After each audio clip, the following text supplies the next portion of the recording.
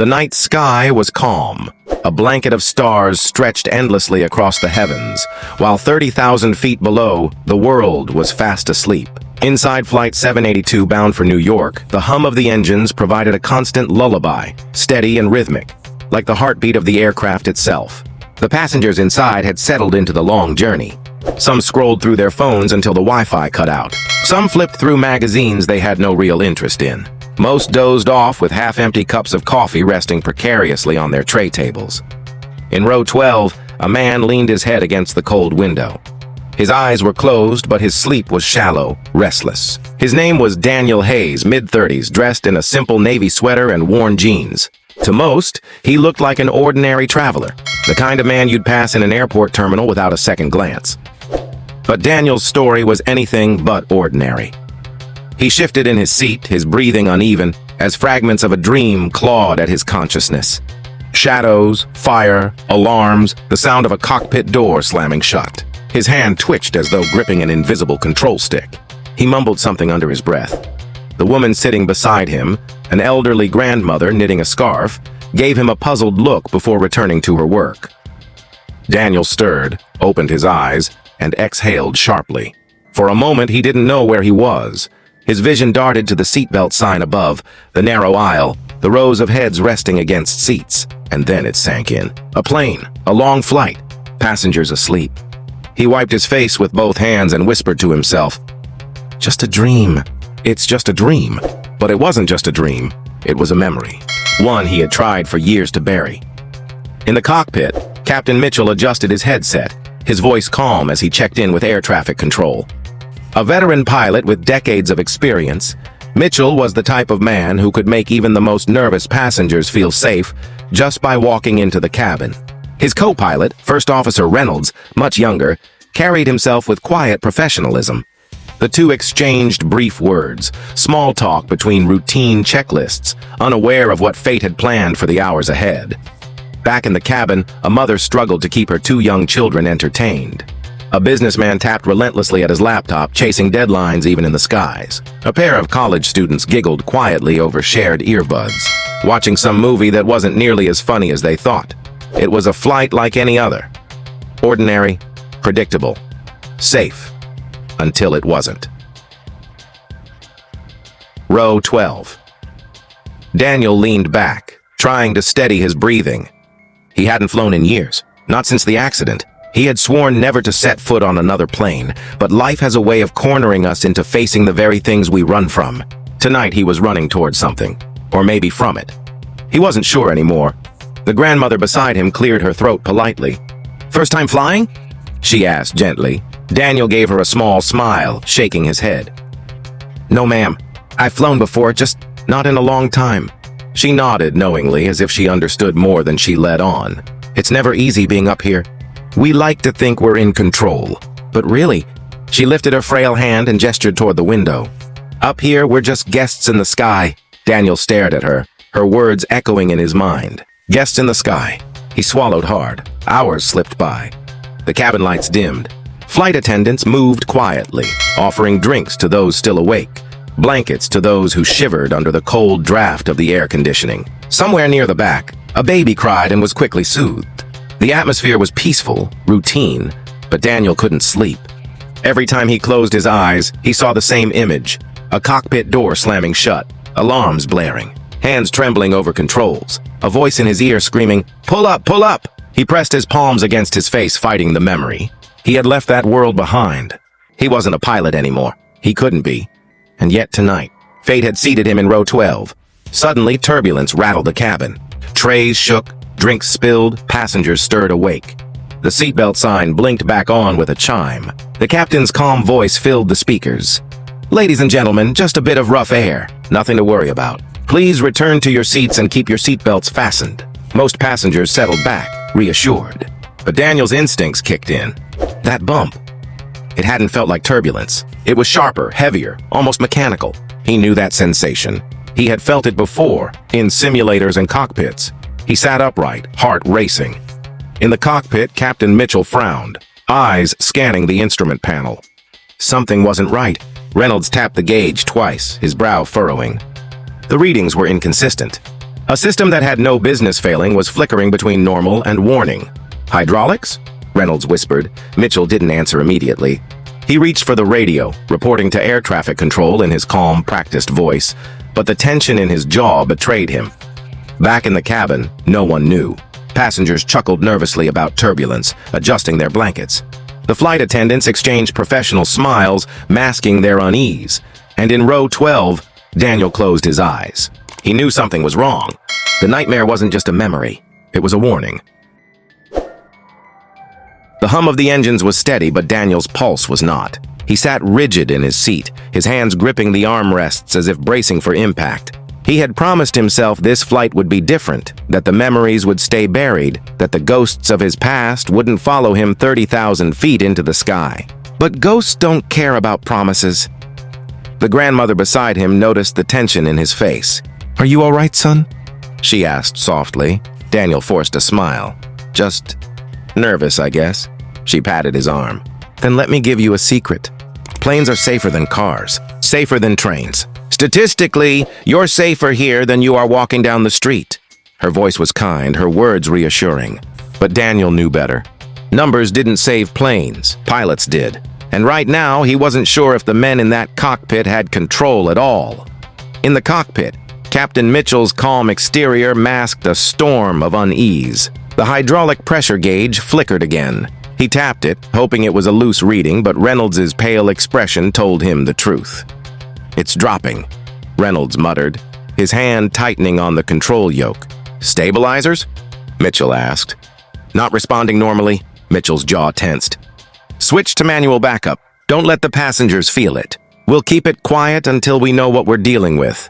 Quiet. Always quiet. That was the pilot's oath. Don't scare them unless you have to." In the cabin, the turbulence faded. Passengers relaxed again, resuming their half-sleep, scrolling or chatting softly. The hum of normalcy returned, but Daniel's instincts screamed otherwise. He could feel the subtle shift in the aircraft's balance, the uneven tension in the controls, even from his seat. Years of training, of hours in cockpits, had carved those instincts into him. He shut his eyes and cursed under his breath. Not again. His mind replayed the past, the day his career had ended. A simulation exercise gone wrong, a stall he couldn't recover from, a commander's voice telling him he wasn't fit to fly again. He had walked away from it all, convincing himself he would never set foot in a cockpit again. But now, sitting in row 12, he felt like the plane itself was calling him back. A flight attendant rolled her cart down the aisle, smiling politely at each passenger. When she reached row 12, she leaned slightly toward Daniel. "Something to drink, sir?" Daniel hesitated. His throat was dry, but the thought of swallowing anything felt impossible. "Water," he said finally. She poured, her smile unwavering, but her eyes betrayed a flicker of tension. She had felt it too, she knew. He wanted to ask her, but before he could, the captain's voice came over the intercom. "Ladies and gentlemen, this is your captain speaking. We're experiencing some minor technical difficulties, nothing to be concerned about. Out of an abundance of caution, I'd like everyone to remain seated with your seatbelts fastened until further notice. Thank you for your cooperation. Minor. Out of caution." Words chosen carefully. Words that meant it's serious. But we can't tell you how serious.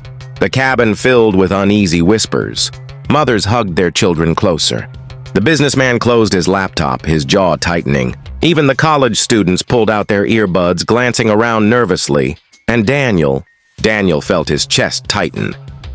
In the cockpit, Reynolds ran his hands over the controls, sweat forming on his brow. "Captain, I can't get the nose to hold steady. It's sluggish." Mitchell's calm cracked for the first time. "Damn it! We're losing control authority." They exchanged a look, one of those silent pilot conversations that said everything without a word. This was no longer routine. This was survival. Back in the cabin, Daniel finally spoke. His voice was low to himself, but the grandmother heard him. "It's not turbulence. It's hydraulics," she frowned. "What was that, dear?" Daniel shook his head quickly. Nothing, but his whisper hadn't gone unnoticed. Across the aisle, a young man, maybe in his 20s, leaned forward. "Hey, what do you mean by hydraulics? You know about planes?" Daniel froze. He hadn't meant to let it slip. His eyes darted around the cabin, suddenly aware of passengers staring. He forced another smile.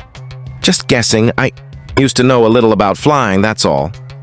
The young man raised an eyebrow but said nothing more. Still, the seed of suspicion was planted. Row 12 wasn't just another passenger anymore. Minutes dragged on. The cabin felt heavier, as if the air itself knew something was wrong. Then it happened, a sudden jolt, sharper than before. Overhead bins rattled, drinks spilled. A baby screamed. The flight attendant struggled to maintain composure. "Everything's fine. Please remain calm," one repeated, her voice trembling despite the rehearsed line. Daniel gripped his seat, his instincts screaming louder now. He couldn't ignore it anymore. This wasn't turbulence. This wasn't minor. The captain's voice returned, tighter this time. "Ladies and gentlemen, if there is anyone on board with flight experience, please notify a crew member immediately." The words cut through the cabin like a knife. Passengers froze. The businessman whispered, "Did he just say, flight experience?" Murmurs spread. People craned their necks, looking around. Flight attendants scanned the aisles nervously. And in row 12, Daniel closed his eyes. His worst fear was coming true. Inside the cockpit, alarms began to sound. Systems blinked red. Reynolds fought the yoke, but it resisted like a stubborn weight.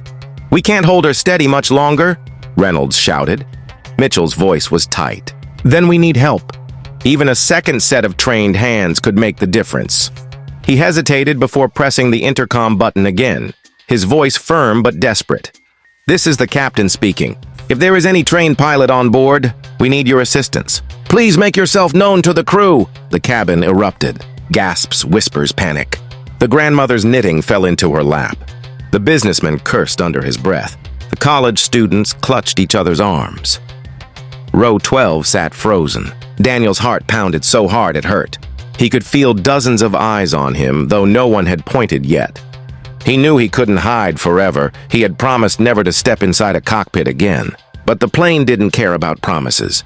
The sky didn't care about promises, and tonight, 30,000 feet above the earth, neither did fate. The cabin had changed.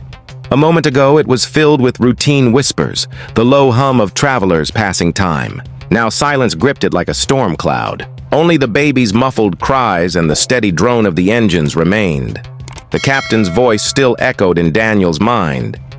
"If there is any trained pilot on board, we need your assistance." His throat was dry. His palms were damp. He felt the weight of invisible hands pressing him down into his seat. For years he had hidden from this moment. For years he had buried his past, convincing himself he would never be tested again. And yet here it was. The sky had dragged him back. The young man across the aisle broke the silence. "You said hydraulics earlier? You knew it, didn't you? You're a pilot." Dozens of heads turned. Faces stared. The grandmother beside him tilted her head, her eyes wide with realization. Daniel shook his head quickly. "No, I used to be. Not anymore." The murmurs spread. Passengers whispered his seat number to one another, row 12 suddenly becoming the center of gravity. A flight attendant appeared, her eyes scanning the row, landing on Daniel. "Sir," she said carefully, her voice polite but urgent. "The captain has asked if there's anyone with flight experience." "Were you?" Daniel cut her off. "I can't, I'm not cleared." "I'm not." The attendant leaned closer, lowering her voice. "Please. They wouldn't ask if it wasn't serious. If you have training, any at all, you need to come with me." His pulse thundered in his ears. He looked around the cabin. Mothers clutching children. A businessman pale with fear. Students gripping their seats. Dozens of lives suspended on the edge of uncertainty, all staring at him, waiting. He took a breath that felt heavier than any before. "Okay," he whispered, and he unbuckled his seatbelt. The aisle felt like a mile long as he followed the flight attendant forward. Passengers leaned out of their seats, watching. Some murmured prayers. Some stared in desperate hope. And some looked at him with suspicion, as if a single man could possibly make a difference against the sky itself. Daniel's steps were slow, each one dragging his past closer to the surface. He remembered the simulator, the failure, the voice that told him he was unfit. He remembered walking out of the academy with shame burning in his chest. And now he was walking into something far worse. Not a simulator, not a test, but hundreds of lives balanced on wings he might not be able to control. The attendant led him to the reinforced cockpit door. She tapped on it twice with a code. After a tense moment, it cracked open. "Get him inside!" came the captain's voice. Daniel stepped in. The cockpit was a world apart. Lights blinked in urgent patterns. Alarms pulsed. The air smelled of burnt circuits. Captain Mitchell sat stiff, sweat on his brow but calm in his eyes. First Officer Reynolds was locked on the controls, his knuckles white. Mitchell's gaze landed on Daniel. "You've flown before?" Daniel hesitated. The words felt like betrayal leaving his mouth. "Yes, but it's been a long time," Mitchell nodded. There was no time for resumes, no time for questions of why. The sky didn't care about backstories. It only cared about control. "Sit down," Mitchell ordered. Daniel slid into the jump seat, the cockpit door sealing shut behind him. Reynolds barked updates. "We're losing hydraulic pressure. Controls are sluggish. Autopilot disengaged itself twice already." Mitchell nodded grimly. "We'll have to take it manual. Keep it steady as long as you can. We may need him." He tilted his head at Daniel. "If things get worse." Daniel stared at the instruments. The layout was familiar yet haunting. The gauges, the screens, the endless switches. It was muscle memory trying to awaken after years of sleep. He reached forward instinctively, then pulled his hand back, trembling. Mitchell caught it. "You trained, didn't you?" Daniel nodded reluctantly. "Yes, but I didn't finish. I failed out." Mitchell didn't flinch. "Then tonight, you get a second chance." In the cabin, passengers whispered anxiously. Some craned to see what was happening at the cockpit door. Others buried their faces in their hands, unable to watch. The grandmother in row 12 clutched her scarf, whispering a prayer. The businessman muttered, "We're trusting him? Some random guy from row 12? The young man shot back, "Better than no one." Fear made them bicker, but hope made them wait. Back in the cockpit, the alarms intensified. Reynolds cursed under his breath. "She's drifting left, Captain. I can't keep her level." Mitchell's calm cracked. He gritted his teeth, then let him try. Reynolds shot a glance at Daniel, skeptical. "You sure about this?" Mitchell's eyes didn't waver. "We don't have a choice." He looked at Daniel. "Take the controls." Daniel's hands shook as he reached for the yoke. His palms were slick with sweat. For a moment he froze, the weight of failure pressing down again. But then the plane lurched violently, the cockpit filling with the sound of strain. Passengers screamed behind the door. Daniel gripped the controls. Muscle memory lit up in his arms, his shoulders, his breath. "I've got it," he whispered, though his voice trembled. He pulled. The plane steadied slightly, fighting him like a wild animal, but it obeyed. Mitchell's eyes flicked to the instruments. For the first time in half an hour, they stopped dropping. "Good," Mitchell said, his tone firm. "Hold her steady. Just like that." Outside the cockpit, the night sky stretched endless and dark. Clouds parted to reveal the faint curve of the earth below. Inside, the three men fought the machine with every ounce of will they had. Daniel focused on the horizon, his breaths shallow. His past screamed at him, the voices of his instructors, the failure, the shame. But above it all was something louder. "The responsibility of every soul on board," he whispered under his breath. "Not this time. Not again," the alarms wailed. The plane shuddered. The storm wasn't over, but for the first time since it began, hope flickered in the dark.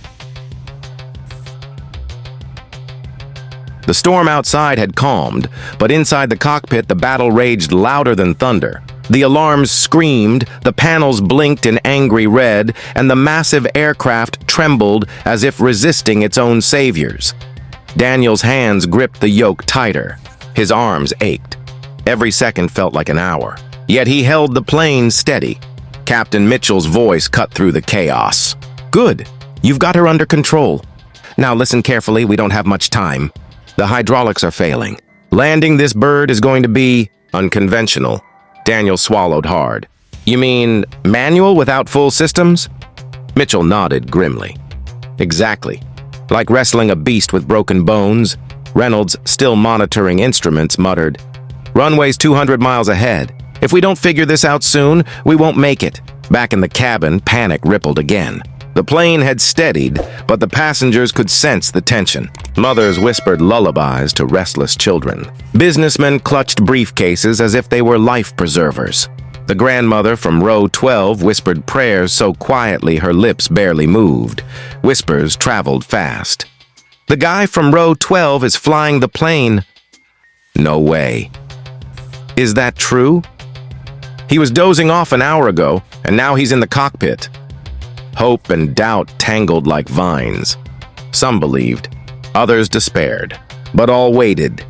In the cockpit, sweat dripped from Daniel's brow. His breath came shallow.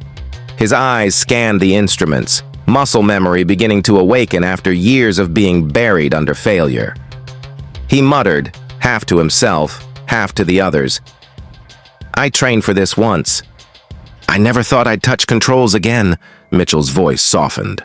Then maybe this is the moment you were always meant for. The words struck Daniel like a blade.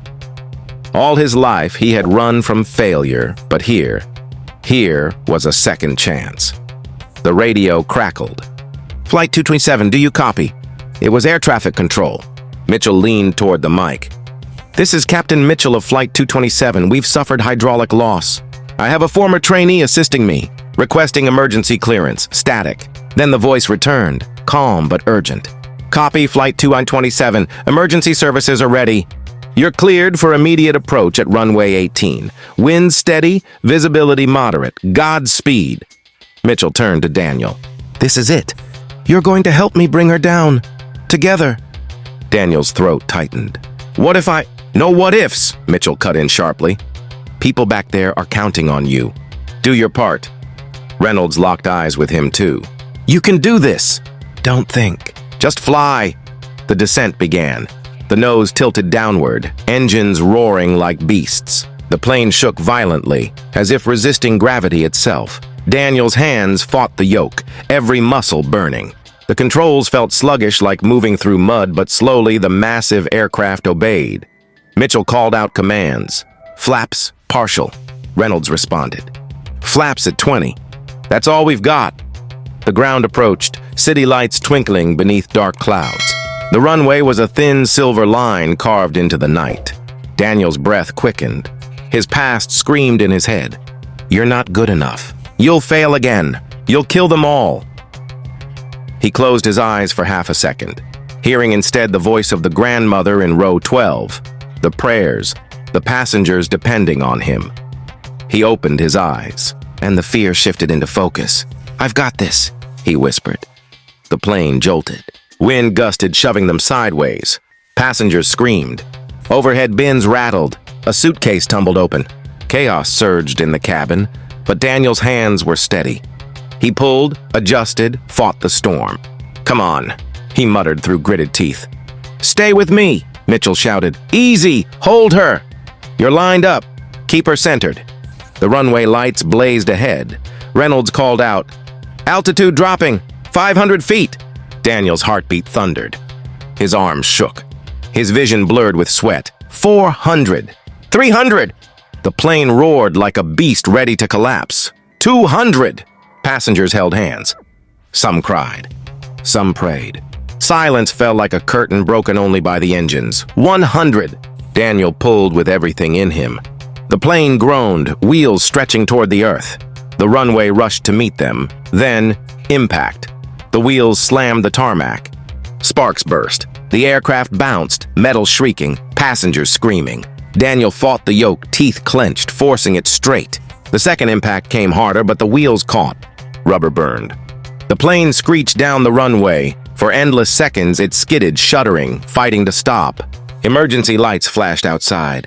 Fire trucks lined the strip. Finally, mercifully, the aircraft slowed. The roar died to a growl. The plane came to a trembling halt, silence, then applause. It started with a single clap in the cabin, then another. Then a wave of cheers, sobs, laughter, and pure relief. People hugged strangers, tears streaming. The grandmother clutched her scarf to her lips, whispering thanks. Daniel slumped back, his arms trembling, his body drenched in sweat. He could barely breathe. Mitchell turned to him, his face breaking into the faintest smile. "You did it," Reynolds added quietly. "Not bad for row 12. When the cockpit door opened, passengers saw Daniel again.